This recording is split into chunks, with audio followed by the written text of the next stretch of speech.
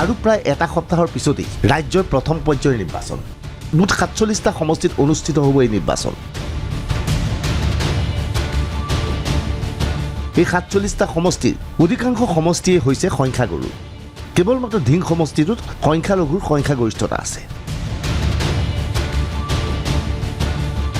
এই নিৰ্বাচনৰ প্ৰাক মুহূৰ্তত বিজেপিয়ে আৰম্ভ কৰিছে নতুন ৰণনীতি। প্ৰথম পৰ্যায়ৰ ভোটগ্ৰহণৰ প্ৰাক মুহূৰ্তত আজমলক লৈ ৰাজনীতি আৰম্ভ বিজেপি। নলবাৰীত বিজেপি প্ৰাৰ্থী জয়ন্ত মল্লৰ বিতৰ্কিত মন্তব্য। মহাযুক্তৰ পোষ্টাৰত ৰিপুণ বৰা আৰু বদৰুদ্দিন আজমল।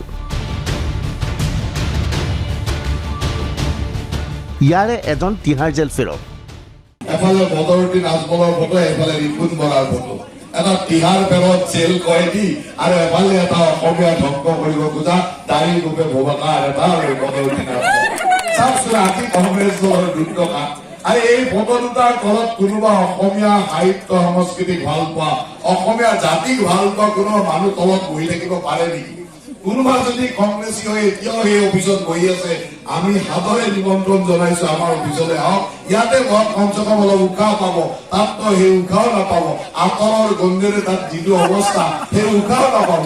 গতিকে আপোনালোকক অনুৰোধ কৰিছো যে সেই দলটো এৰি তাৰ পৰা আহি ইয়াত অলপ বহক, লাগিলে ৰাস্তাৰ চাৰিআলিতে বহক, অলপ উশাহ পাব।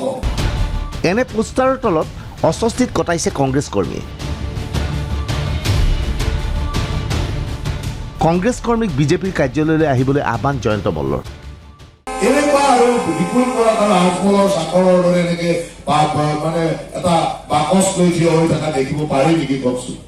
এইটো হ'ল আমাৰ পৰিৱেশ। আজি জাতিটোৰ এই অৱস্থালৈ লৈ গ'ল কংগ্ৰেছে, আৰু তাৰ বিপৰীতে আমি ভাৰতীয় জনতা পাৰ্টি কাক লগত লৈ ফুৰিছো।